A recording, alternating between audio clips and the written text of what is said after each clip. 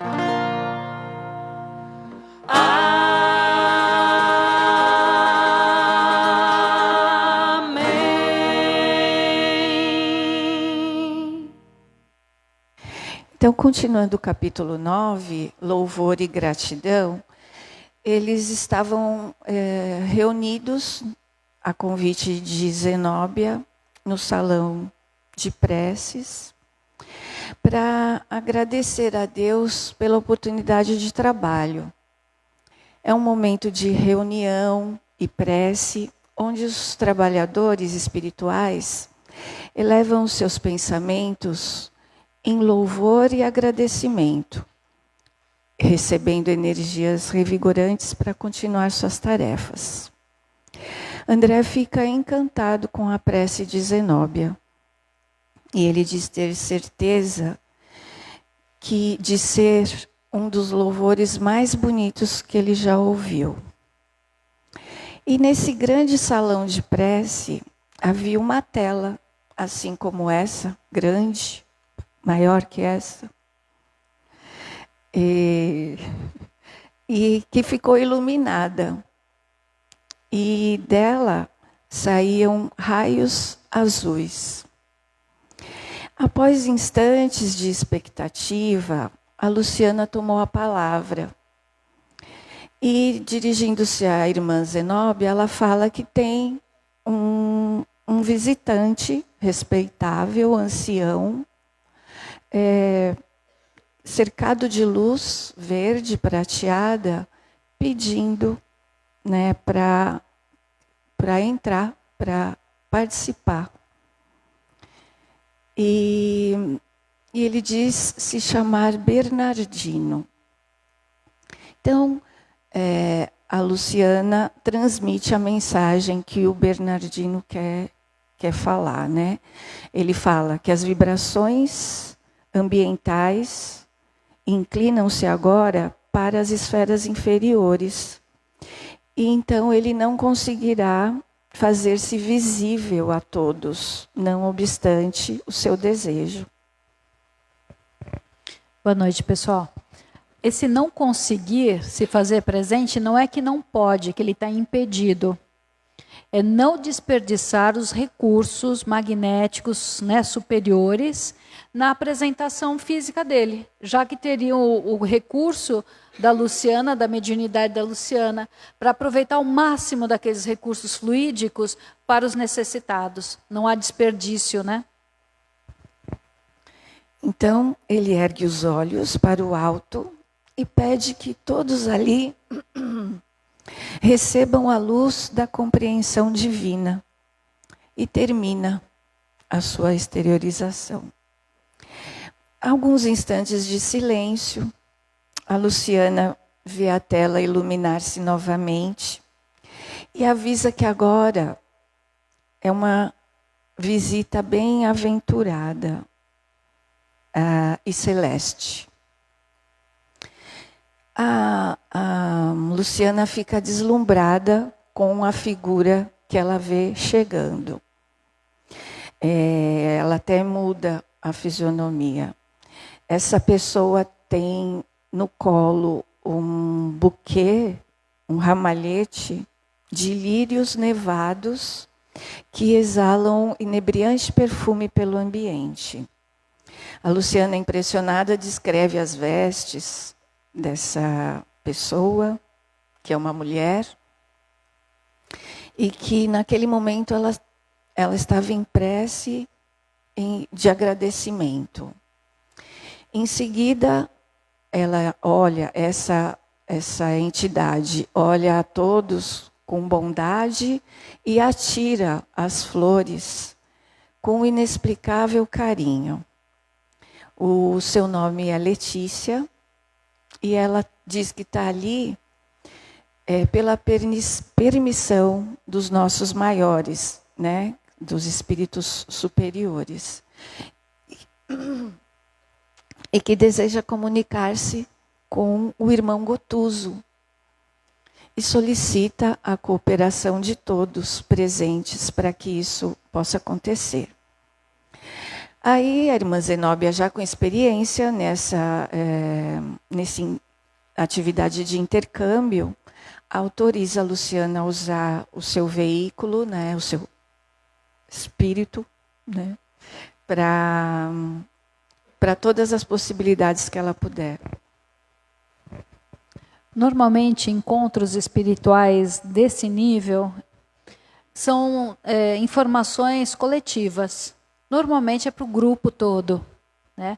Em casos de exceção, vocês vejam a humildade desses espíritos, vão trabalhar com uma pessoa simples como a gente.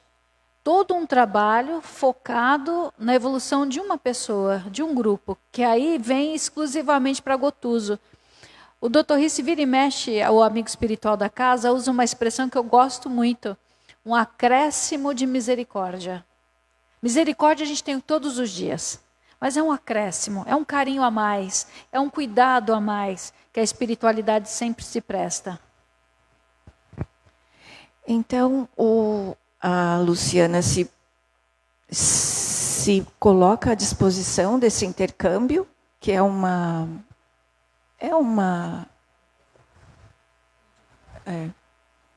não, era isso, esqueci. Incorporação, é uma incorporação? Não.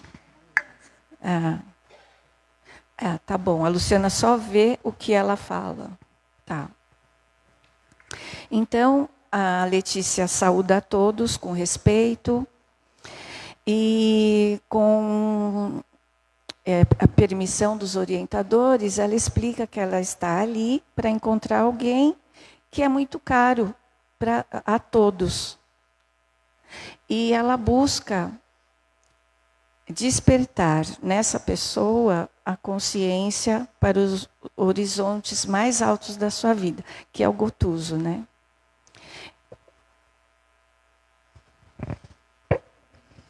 É uma briga por esse microfone, viu? Daqui a pouco a Bi segue narrando a história, que isso é muito importante. Vocês já ouviram falar do termo, é claro, dor egoísta. Estava até conversando sobre isso esses tempos. Dor todo mundo tem, correto? Mas quando a dor se torna egoísta? Quando a minha dor me paralisa e eu espero que o outro pare a vida dele, os interesses, as coisas, para atender a minha dor. Então, Gotuso está numa dor egoísta. Mas, Yara, ele está sofrendo coisas que normalmente a gente sofre junto. Então, a gente também tem dor egoísta. Quando a gente fica pautado num compromisso, quando a gente dá a nossa palavra, é uma coisa muito importante. Mas aí a gente vem aprendendo com a lide espiritual de que às vezes a gente não consegue sustentar a palavra. Não é porque a gente não quer, é porque as coisas mudaram, os vínculos mudaram. Então, por exemplo, um casamento, que isso é um sofrimento muito grande, né?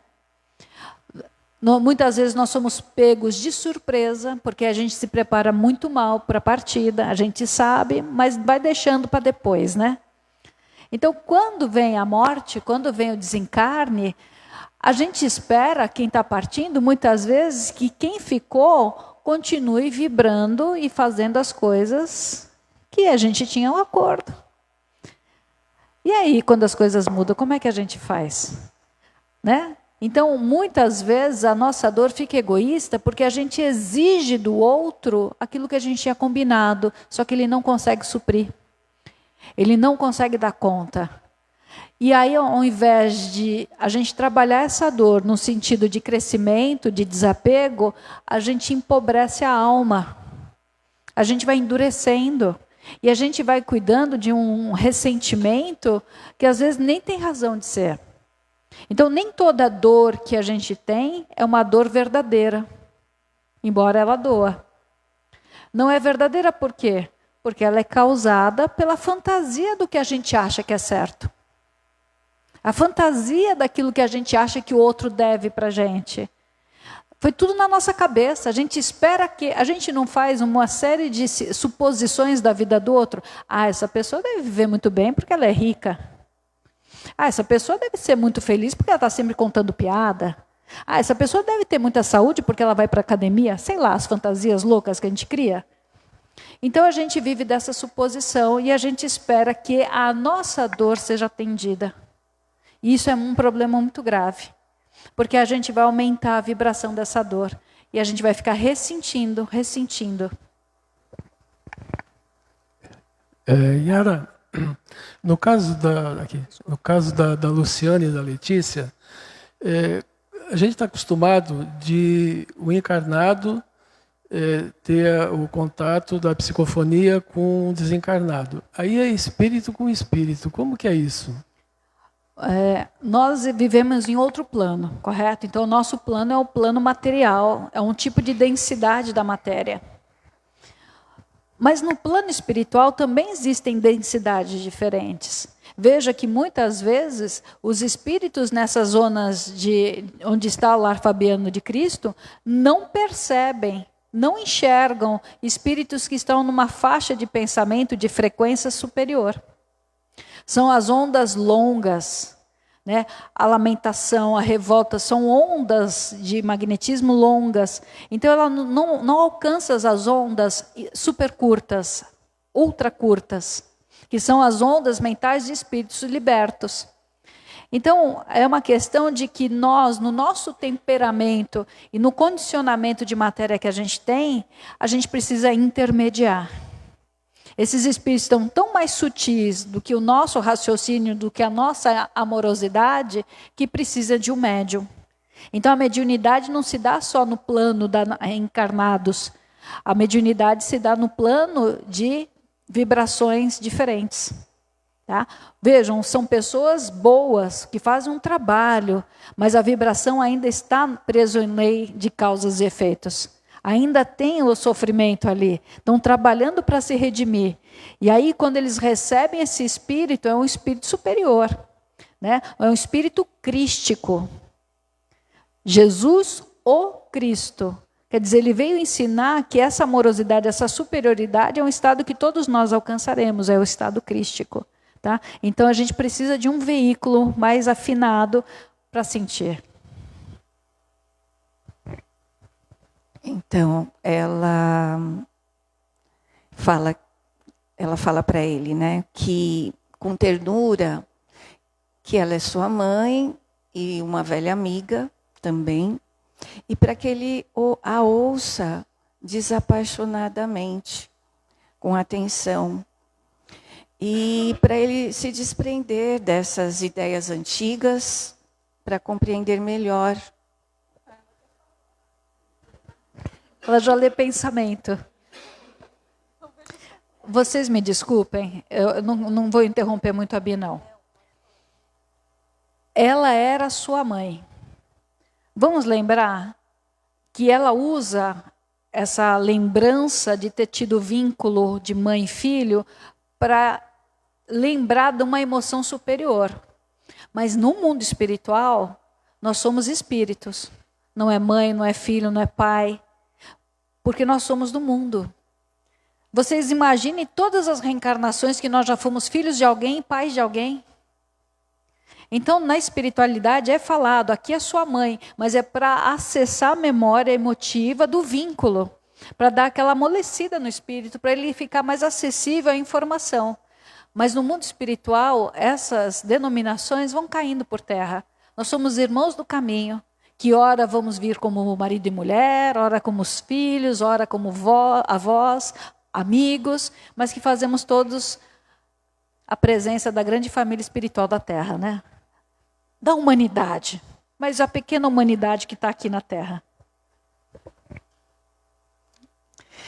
Então ela fala para ele que as concepções inferiores do nosso eu também se cristalizam e impedem a penetração da luz no campo interno. Então ela pede para que ele a escute. E como ele pode menosprezar a oportunidade de elevação que ele está tendo? Que o mestre aproveita as qualidades utilizáveis do discípulo em determinado setor do aprendizado, adiando por misericórdia a melhoria e o aprimoramento de certas zonas obscuras da personalidade.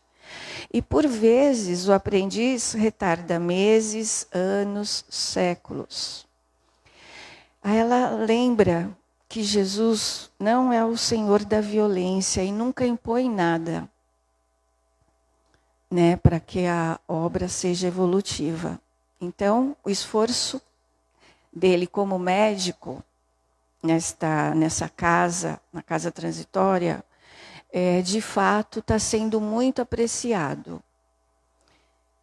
Os companheiros, ele fez amizade, ele conquistou admiração, ele tem valor e muitos valores o cercam, mas ele está amontoando preciosidades, mas ele não está cuidando do interior dele.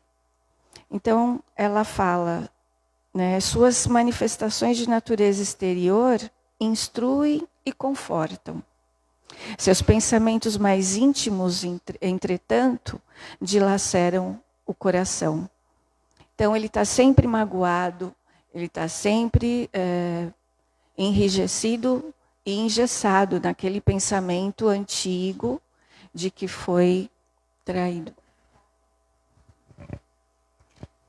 Só que ele não percebe isso. Porque ele está lá trabalhando, ele atende, ele consola, ele orienta. Então, ele mesmo não percebe que ele está paralisado naquilo. Por isso que é difícil não tomar consciência de que algo está me machucando, né? Então, aí, muitas vezes, é o que a gente faz. A gente faz muito bem várias áreas da nossa vida, mas aquela que nos constrange e que é kármico, a gente não mexe. E isso dá gatilho de ansiedade. Aí quando a gente fala assim, nossa, estou mega ansiosa hoje. Estou muito irritado, estou muito agitado. Quer dizer que a minha alma, através dos veículos corporais, está mostrando que eu não estou olhando para alguma coisa relativa à minha evolução. Que eu posso ser muito boa em várias áreas, está fazendo muito bem em várias coisas, mas tem aquela que é o meu tendão de Aquiles, que eu estou deixando para mais tarde. E é isso que Gotuso, por isso que a espiritualidade, ao narrar essa história, escolheu o Gotuso, né? Escolheu contar a história dele, porque a história é de todos nós. Todos nós fazemos coisas muito boas, mas tem aquela que a gente não faz, que a gente está esperando. Quantas vezes a gente já escutou assim, isso fica para a próxima reencarnação? Ai, mó barato, né? A gente não sabe nem se vai reencarnar aqui, se nós seremos os mansos que herdaremos a terra, né? E a gente está deixando para depois. Não sabe nem se vai ter dinheiro para pagar a conta e está deixando para depois. A questão, então, é desse enfrentamento, o postergar. E o Gotuso, naquele momento, ele não recebe as palavras. Vamos pensar nisso também? Aqui são palavras. Porque nosso campo mental alcança sim. Mas ele recebeu a vibração desse espírito. É um trabalho de desobsessão. Olha, vamos lá. Yara, mas ele não está ali estribuchando, gritando, dizendo eu vou me vingar, eu vou matar. Mas um espírito, nessa hierarquia, com essa vibração, se utiliza de um médium para passar a comunicação. Ele está passando a vibração dele. Se a gente for num terreiro de Umbanda, e a gente estiver lá de frente para uma mãe de santo, um pai de santo, que recebeu uma entidade, a gente não vai receber a orientação nas palavras. A gente vai receber a orientação nos campos de força, pela vibração que essa entidade nos passa. É isso que nos comove ao bem. Não foi o que foi falado. Quantas vezes numa orientação, numa consulta aqui que a gente tem na Seara, através de um médium, a gente escuta e não escuta nada, não lembro o que foi dito, mas saímos impactados com a vibração dos mentores. Então foi isso que esse espírito fez. Não foi só o convencimento pela lógica, é isso que eu queria chegar. Obrigada pela ajuda, né? Não é só o convencimento. Quantas vezes a gente fala assim, mas isso eu já sei, por que eu não faço? Isso eu já sei, por que eu não faço? É essa a questão. É tocar naquela prisão emocional, aquela coisa que fica lá amarrado dentro da gente, que a gente sabe, mas que a emoção ainda está se preparando para aceitar e soltar.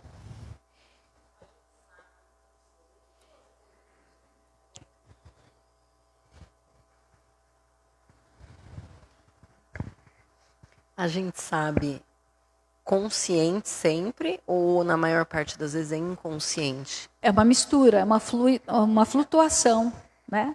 O nosso saber, ele não é uniforme. Não tem dia que a gente está mais lúcido, tem dia que a gente está mais tenso. Tem dia que a gente está super suave. Então, o nível de consciência nosso tem sua flutuação o tempo todo, né? Mas é muito comum eu não querer ver. Então, trazer para a inconsciência. Mas lembra que tudo aquilo que não está bem resolvido gera sintoma? Tudo aquilo que está enfermo na minha alma vai gerar um sintoma. Desde o sintoma fisiológico, desde um sintoma comportamental. Não consigo dormir. Nossa, eu estou tendo tanto escape de memória, não estou conseguindo, minha memória está falhando. Né? Nossa, do nada me incomodou. Olhei para fulaninha, aquela fulaninha me deu um negócio. Nunca sinto isso, senti hoje. Então, são sintomas que algo está sendo trazido para a consciência. Oi, Yara, boa noite. Boa noite. Esse estágio seria assim, eu sei do que eu preciso fazer, faço coisas boas, trabalho para isso, mas eu tenho um pouco de medo de fazer e falhar, porque eu sei dos meus compromissos, assim, entre aspas, né? Que eu me comprometi na espiritualidade, de me melhorar, e aí eu fico retida, né? Acaba repercutindo nos sintomas físicos, e eu fico assim meio presa, eu falo no geral, a gente fica preso com receio e falta de coragem de ir adiante. Eu tenho certeza que eu preciso ir, mas o meu espírito ainda não está preparado para, não sei, talvez. Às vezes não é nem preparado, é falta de fé em nós mesmos. Né? Porque Jesus já dizia para a gente que Deus não coloca fardos em ombros fracos. Né? Cada um tem a sua cruz proporcional. Quer dizer, nós nunca vamos enfrentar uma prova que está além das nossas forças. Por isso que às vezes parece até uma discrepância na justiça divina. Para pessoas tão boas, fardos tão pesados, e pessoas tão imaturas, uma vida tão leve. Né? Porque cada um vai despertando a responsabilidade devagar. Então vem um perfeccionismo. Por isso ele é prejudicial. O perfeccionismo é o medo do erro, é o meu orgulho ferido. Então eu tenho que tentar arriscar, mesmo tendo a chance de errar novamente. E aí Emmanuel, lindo, ele vai falar que o erro é necessário. Fantástico, né? Porque para fazer o correto eu tenho que errar e aí vai melhorando a cada vez. O erro não é que eu vou escolher o erro. Sim, não é isso. Mas o erro é necessário até para me dar a percepção de aquilo foi bom, não foi bom. Ele vai ajustando o meu radar interno. Né? Agora, veja que dentro do que você está raciocinando, trazendo para a gente, há um lado muito interessante também, por exemplo, do fanatismo. O fanatismo, ele vai por isso, porque a pessoa fanática, ela sabe que ela precisa melhorar. Ela tem uma pulsão interna que já fala isso para ela. Só que chega no momento que ela acha que não vai dar conta, ela entra no medo, então ela pula o degrau do ter feito e acha que fez. Então ela não fez, mas ela se começa a colocar como modelo de perfeição. Então ela passa a ser dura e cobra, e julga, e vulgariza, e tudo é feio, tudo censura. Então o fanatismo é o prejuízo daquele que poderia ter feito, mas cobra que o outro faça. Acaba deixando de se olhar. Exatamente. O cisco e a trave no olho. Então, ela fala para ele abrir o entendimento para as passagens das bênçãos divinas. Pergunta se ele está contente de estar aprisionado no estacionamento, né, que ele ficou parado na emoção. Se ele não deseja libertar-se efetivamente dessa ignorância. Então, esse é um convite ao perdão, para que ele se liberte das amarras que o prendem para poder subir para as esferas mais altas. Aí a gente pergunta, perdão do quê? Se na cabeça dela ela não estava ofendendo. Perdão do quê? Se ela tomou uma decisão para autocuidado, para se proteger de uma sociedade que poderia colocar ela e os filhos em risco. Então vejam que a gente às vezes quer perdão de alguém que na verdade ele não nos feriu. A gente que se sentiu ferido. Ela fala que o lar antigo dele, que ele tanto ama, não o esquece e espera por ele. Que tudo está sendo preparado para que o seu retorno, para a sua reencarnação, consequentemente sua depuração. Mas para isso acontecer, ele precisa aceitar e precisa estar pronto. E ele diz, entre muitas lágrimas e soluços, que sim, que está pronto. E agradece pela compreensão que eles estão tendo com ele nesse momento que ele está passando. Então, ela avisa que a organização vai ser feita para que todas as medidas necessárias vão ser tomadas, para que ele volte em breve para o agrupamento familiar e ele vai reencarnar na mesma família. E ela pede para ele se preparar para as lutas necessárias da iluminação. Que o lar terrestre é a bendita forja da redenção. E ela também avisa que a esposa dedicada que ele deixou na terra não poderá ser sua mãe, vai ser sua avó, uma mulher carinhosa e muito experiente. E aquela pessoa que ele acreditou ser seu adversário, que foi seu primo, que casou com a esposa, que dilapidou para patrimônio, deixou os filhinhos sem recursos, né?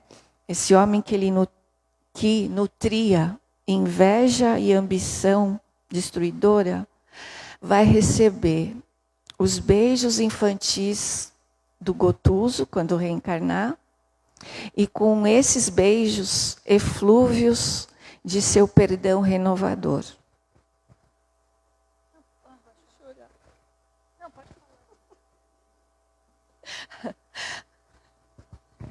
Deixa eu tomar uma pausa, respirar. Vocês têm observado que ultimamente as gestações estão meio sem planejamento? Ih, engravidei. Estão observando isso? A gente ficou um período instável nisso. Então está acontecendo a necessidade da reencarnação sem necessariamente esse planejamento estar acontecendo. Então é uma mudança também vibracional que a gente está tendo, né?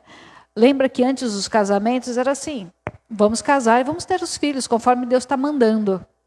Agora a gente está um pouco em choque, porque a gente já começou a entender que temos que ter o livre-arbítrio dentro do planejamento, mas ainda não conseguimos planejar. Então ela pergunta para ele, que coração enganado pelos maus sentimentos não se dobrará entre as mudanças da vida, querendo dizer do relacionamento, né, dos dois. E ela explica que o ex-inimigo está envelhecendo e ao invés de ele ter lembranças doces que lhe afaguem o espírito, ele cultivará aflitivas reminiscências. E com o Gotuso presente na vida dele, esses pesares serão atenuados. As recordações penosas que lhe castigarão, que castigam, né, a mente dele, serão consoladas pelo neto consolador. E o Gotuso será o mensageiro da paz em forma de criança naquele lar. Bendita a idade, né? Bendito o tempo, Senhor de tudo, né? Então o tempo vai correndo para a gente e vai igual aquele pedaço de carne duro que vai batendo com o martelinho, lembra quando a gente era criança? Né? Vai amolecendo a carne, vai amolecendo a carne. E a idade é isso, amolecer a nossa rigidez. Yara, mas tem muito idoso aí que, pelo amor de Deus, né? É um poço de teimosia. Espera, toda situação tem suas exceções, tá? Mas a priori, envelhecer é isso. Tirar mais a densidade. Os liames que nos prendem ao corpo vão ficando mais sutis, mais etéreos. E a gente vai tendo possibilidade de acessar mais coisas reais da vida. Que é interno isso. E a consciência começa a pesar. Por isso que nós temos alguns desequilíbrios na fase mais antiga da vida, na fase onde o tempo passou um pouquinho mais. Agora vocês vejam, quando o primo receber o Gotuso como neto, ele vai receber a vibração antagônica que está na consciência dele. Ele vai receber o sorriso, as brincadeiras, a mãozinha pequenininha, o cheirinho. Ele vai receber a energia modificada do Gotuso, que vai ser o antídoto para a consciência pesada. Yara, uma dúvida. Você falou que ainda esse planejamento efetivamente não acontece. Bom, por nossa causa, não pela espiritualidade. Um parênteses, eu pensei se você pensou na Páscoa, né? O coelhinho ouvindo. Mas, enfim,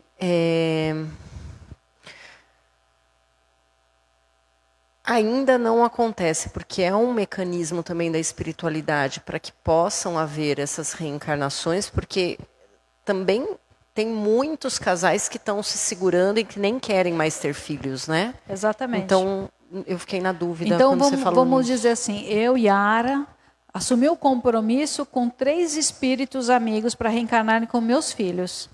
Mas eu, Yara, encontrei tantos conflitos na minha vida amorosa, pessoal, física, abusos da minha juventude com a leviandade sexual, né, que eu bloqueei essa possibilidade. Mas eu não bloqueei totalmente, eu bloqueei parcialmente, evitando uma gestação planejada. Então, esses filhos, encontrando acesso no meu genésico, eles vão vir sem que eu espere. São aquelas reencarnações de susto. Não são compulsórias. Mas é que foram compromissadas anteriormente. Exatamente. E esse compromisso, dentro da minha pineal, estabelece com a proximidade deles uma mudança no meu sistema endócrino, dando receptividade fluídica e orgânica para a fecundação. Quer dizer, eu poderia ter planejado. Seria mais fácil. O momento mais adequado, mas como não faço, eles vêm no susto. É o que se espera. Então, nós temos hoje um momento cultural muito difícil. Hoje as pessoas têm medo de ter filho, porque realmente é a responsabilidade maior que existe. Então, muitos casais estão optando em não ter filhos. Tá bem? Alguns desses casais optaram também antes da gestação, para aprender a ter, antes da reencarnação, para aprender a ter também equilíbrio do compromisso com os dois. Às vezes são casais que vieram muito tempo, um traindo o outro, trocando de parceiro com leviandade, sem fidelidade. Então, assume um compromisso de estarem juntos na terra sem os filhos, que às vezes gera muita angústia entre o casal, para eles suportarem junto esse exílio familiar. Agora, existe a situação cultural de que não é bom ter filho. Isso é um jogo das trevas. Então, o que vai acontecer? A espiritualidade precisa trabalhar e vai vir a gestação. Vejo pessoas que usam DIU, que é um dos métodos contraceptivos mais complicados, e pessoas que engravidam mesmo assim. Então, quando tem que vir, vai vir. Né? Só que o ideal, essa transição que nós estamos passando culturalmente, fisiologicamente, é que a gente aprenda a planejar nossa família. A gente vai ter uma lembrança mais exata daquilo que a gente se comprometeu. A gente tem uma lembrança intuitiva muito fugidia. A gente vai ter uma lembrança mais exata, mais firme daquilo que a gente se propôs. Tanto de carreira, tanto de voluntariado, de projeto de vida, de família. Vai ficar mais nítido isso para a gente. É o corpo mental que está sofrendo ajustes biológicos, com o trabalho do desenvolvimento do sistema nervoso central, e magnéticos, com a capacidade de lidar melhor com níveis de consciência. Por isso que hoje não tem, é raro encontrar alguém que não tenha 1 grau de mediunidade ostensiva. Todo mundo tem 1 grau de mediunidade ostensiva, não estou falando a mediunidade parada, né? Que tem 1 grau, que vai gerar pensamentos intrusivos, né? Sensações, às vezes até alucinações. Todo mundo tem 1 grau. Em 3, hein? Bingo. É porque eu sou mais velho. Obrigado. E eu vou falar de mais velho. Yara, eu tenho uma coisa aqui que eu queria aproveitar o momento, porque não ficou claro para mim ainda. Não foi disposto, mas eu gostaria de expor. Eu vejo essa questão dos vínculos parentais num compromisso egoísta. Aquilo que a dor minha é maior e eu obrigo você a cuidar de mim. Não estou nem um pouco preocupado com você, desde que você faça o que eu quero. Se eu vou pegar na cultura, tem uma cultura errada onde muitas pessoas tiveram filhos para garantir na velhice.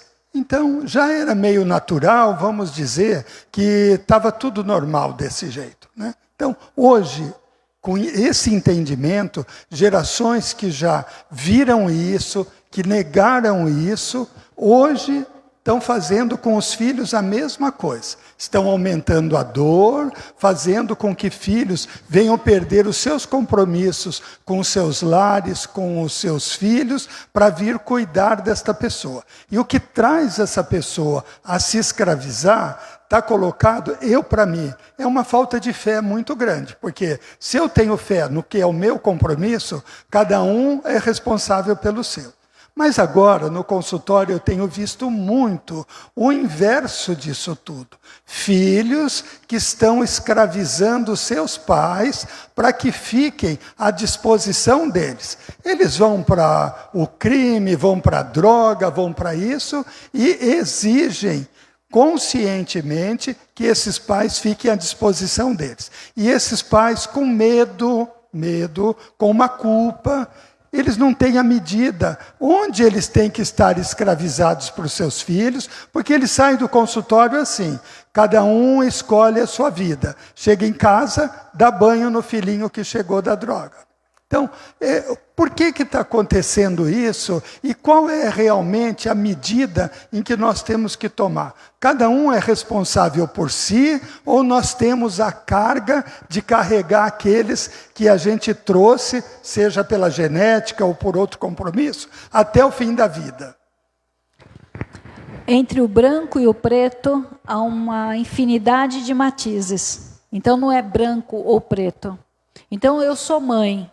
Então eu sei que eu tenho uma responsabilidade moral e legal com esse filho que eu estou trazendo ao palco material.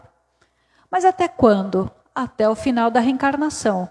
Mas de que forma? Aí é o que entra o X da questão. Até rimou, né?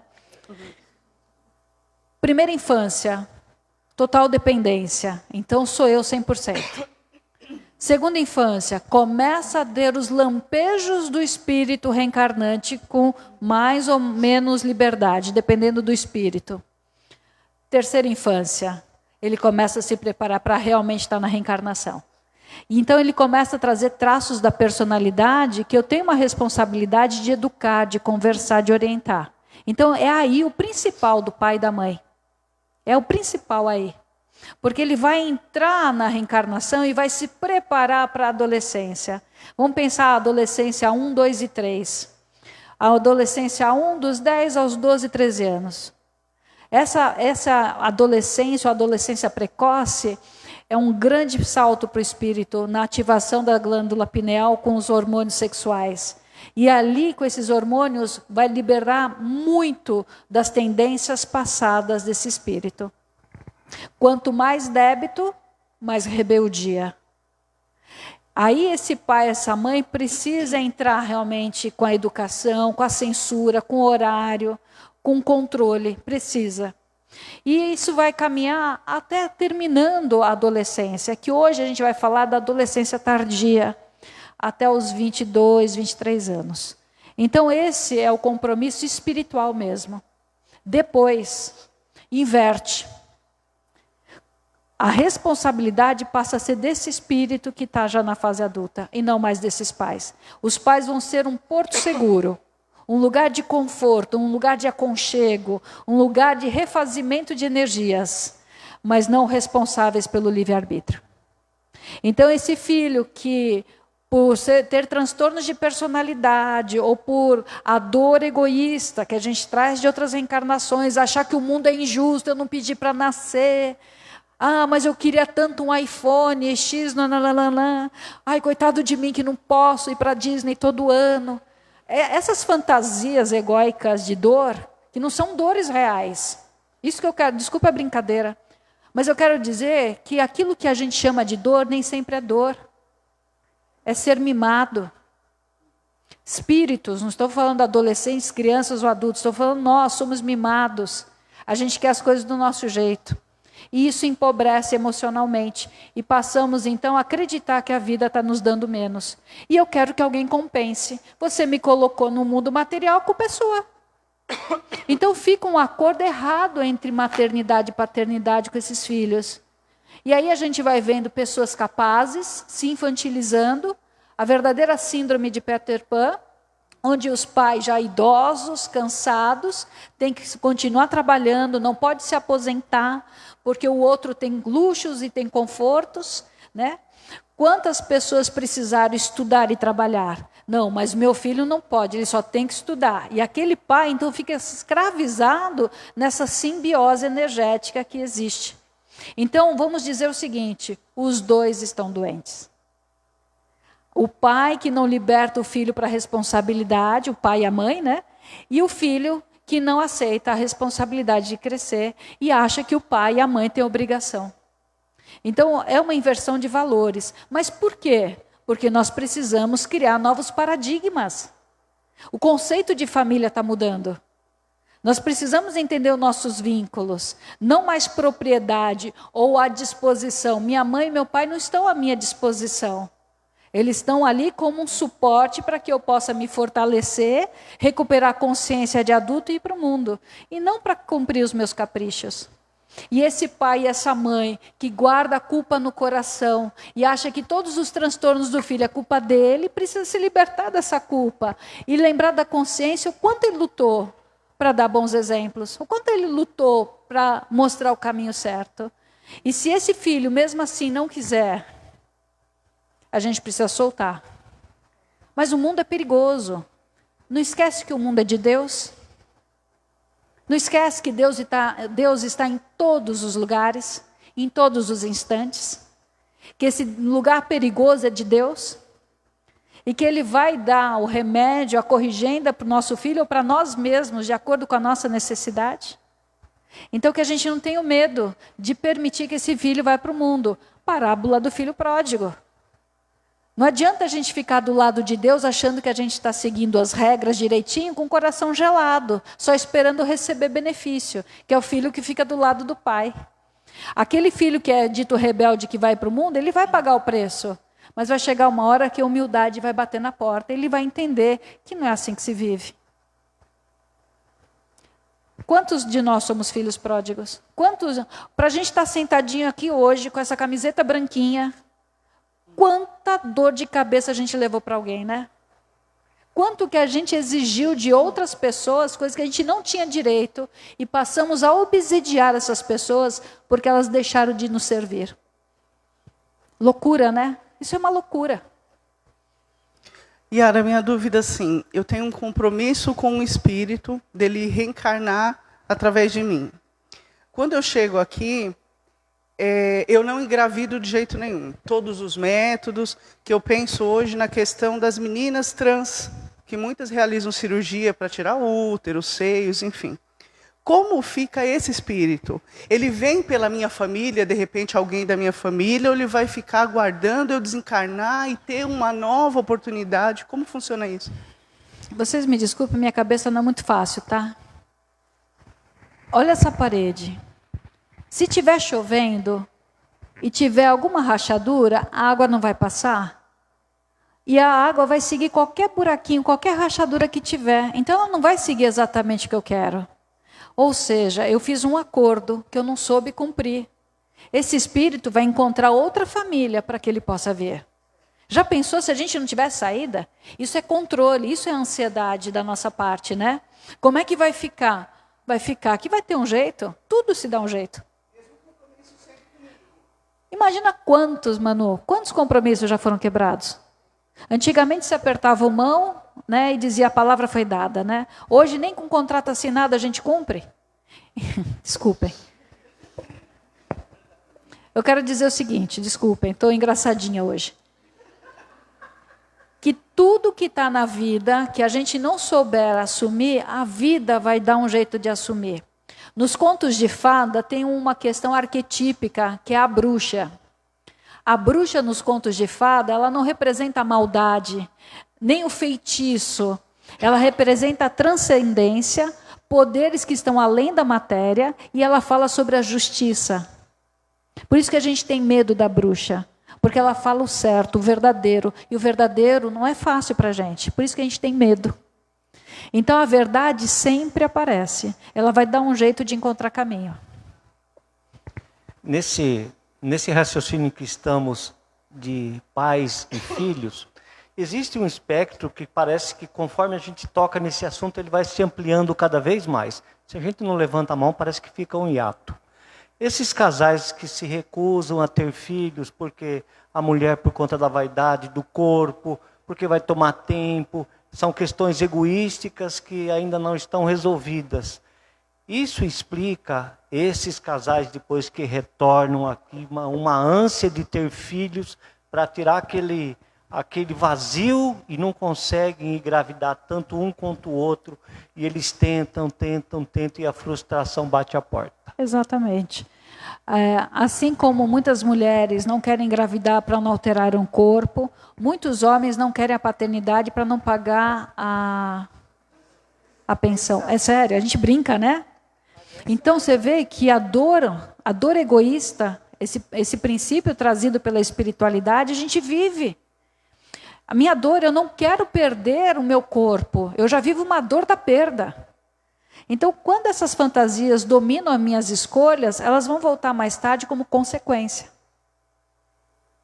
Então, muitas vezes, o que a gente está vivendo hoje, não conseguir engravidar, fazer tratamentos e tratamentos. Hoje ainda, o tratamento para fertilização é muito caro, não é para qualquer um.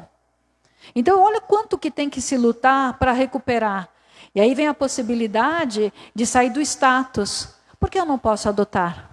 Que não é uma coisa fácil também da gente pensar. Não, porque eu tenho que estudar de onde veio essa criança, a questão genética, se tem probabilidade a vícios. Mas eu tenho, você tem? Como é que a gente faz? Então, nós estamos em mudança de paradigma. Enquanto o amor não foi a bandeira da escolha, a gente vai escolher pela ilusão ainda. E as consequências são dores, né? Sim. Yara, muitas mães hoje têm medo de ter filho por causa dessa onda, autismo, né? Várias doenças. E como é que fica? Não vai ter, e às vezes tem que vir esse filho para ela, com essa doença, com todo esse, né? Por que o Espiritismo é o consolador prometido? Toda religião consola. Toda religião fala do paraíso, fala de Deus, fala de tantas coisas lindas. Mas por que ele é o consolador? Porque ele explica. Ele vai explicar o seguinte, que estamos de passagem, que esse status aqui de vergonha, porque meu filho tem esquizofrenia, meu filho não é tão inteligente quanto o filho da vizinha, ou é tão bonito, ou porque meu filho... Existe o preconceito. O preconceito fala muito mais sobre o próprio transtorno. Então, a gente fala assim, eu não quero ter filho porque ele vai vir com problema, eu estou falando do meu egoísmo. Então, eu só quero um filho perfeito. Quem que é perfeito? Isso é um problema cultural que a gente vem arrastando há muito tempo. Quantos filhos escondidos, quantos filhos de famosos aí que teriam condições de dar os melhores tratamentos, mas eles são escondidos da sociedade. A vergonha de mostrar que tiveram um filho com alguma alteração ou que não é bem aceito socialmente, né? Então, de nossa parte, de nossa parte, que somos aqueles que estudamos o Consolador, a gente tem que deixar o coração livre. Venha quem tiver que vir, da forma que tiver que vir. É fácil? Não. Sabe que a vida vai precisar de renúncia? Com certeza. Mas é a lição que a gente precisa. Teve um caso de uma moça que, já num grande conflito do casamento dela, não sabia mais se ficava, se partia. Era um jogo de traição muito forte. Um machucava muito o outro e tinha aquela dependência obsessiva. Um obsediava muito o outro. E isso gerava uma atração sexual muito forte. Ai, a gente tem pele. Quando eu escuto isso, já me arrepia a alma. Né? Ai, a gente tem química. Ai, meu Deus. A gente pensa que isso é bom, né? Às vezes não é, viu, gente? Tá bom, deixa eu censurar. Só que nesse tumulto, eles atraíram para si 2 irmãozinhos da espiritualidade que obsediavam os dois para ir em casa de swing, uma série de coisas que vampirizava muito. Então eles foram atraídos numa dessa briga e reencontro e gestação e vieram como gêmeos. E no tumulto dessa perturbação, eles se obsediavam tanto que ficaram chifópagos. Interessante, né? Só que esse casal, no tumulto, ao invés de ver a possibilidade de se unirem para um desafio diferente, resolveram pelo aborto. Não teve jeito. Aí eles tiveram que se separar, porque eles estavam quase um matando o outro. Tal gravidade da situação. Precisaram romper pela tensão. Então a gente tem que tomar muito cuidado com as explicações, com as buscas. Tudo tem uma causa. Às vezes a gente pensa que está vivendo a causa, o efeito, né? A gente está começando uma causa. Às vezes a gente está criando novos problemas. Ai, o que eu fiz? O que eu fiz que eu não me vigiei, que eu não fui atenta aos sinais. Por isso, vamos desacelerar um pouco a vida? Descomplicar um pouco a cabeça? Procura um lazer melhor? Procura uma boa leitura? Procura uma conversa mais saudável do que os fracassos da vida alheia? Se a gente fizer isso, a gente está higienizando a nossa alma e está dando possibilidade de canalizar a energia desses mentores que estão aqui entre a gente. Só que a gente não percebe por causa da nossa densidade grosseira. Yara, uma última pergunta. É até um caso conhecido isso.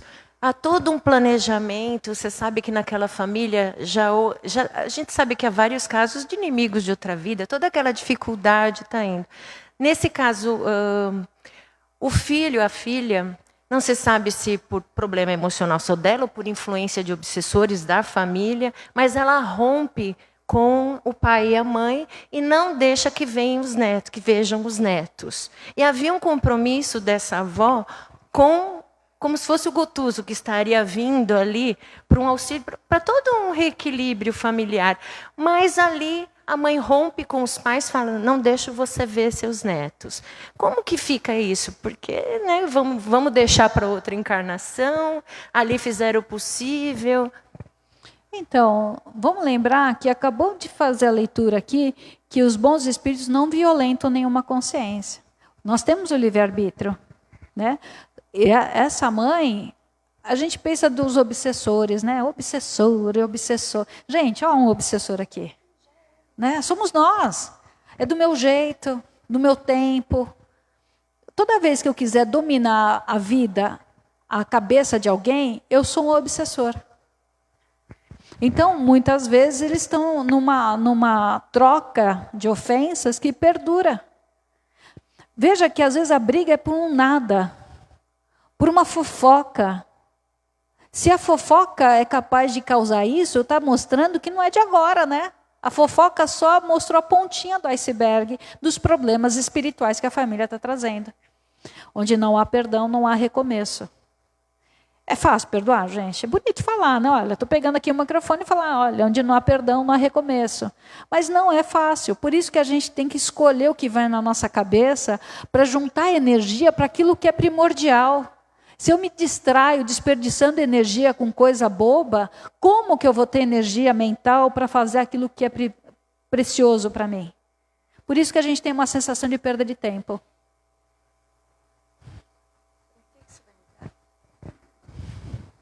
Nem terminamos de novo o capítulo. Mas a próxima semana a gente já volta no capítulo 9, né? No capítulo 10. Mas, por favor, leiam, tá bom? Leiam, porque é muito bonito, né? Pessoal, vamos sentar confortável? E agora, aprofunda a respiração. Mesmo os nossos companheiros que estão à distância, vamos lembrar que agora essa energia chega em todos os lugares. Abra teu coração. Vamos deixar que a vida maior fale com a gente, interrompendo os ciclos viciosos, nos ajudando a abrir mão de coisas que não valem mais a pena, mesmo que se pareçam muito encantadoras, muito sedutoras. Vamos pedir a Deus força para enfrentar o nosso destino, força para tomar decisões, mesmo que a gente tenha que enfrentar ainda um caminho pedregoso, que a gente saiba que nunca estaremos sozinhos, nunca vai faltar a força, a fé para aquele que se propõe a isso. Então vamos agradecer o nosso encontro, esse momento de luz, preparando o ambiente para o trabalho de desobsessão. Pai nosso, que estais nos céus, santificado seja o vosso santo e divino nome. Venha a nós o vosso reino, seja feita a vossa vontade, assim na terra como nos céus. O pão nosso de cada dia nos dai hoje, Senhor. Perdoai as nossas ofensas, na medida que nós perdoarmos aqueles que nos têm ofendido. E não nos deixeis cair em tentações, mas livrai-nos de todos os males. Graças a Deus. Uma ótima noite a todos. Por gentileza, agora com muita silêncio. Agora é um momento muito, muito difícil, é um trabalho que requer da nossa parte muita disciplina e muito carinho.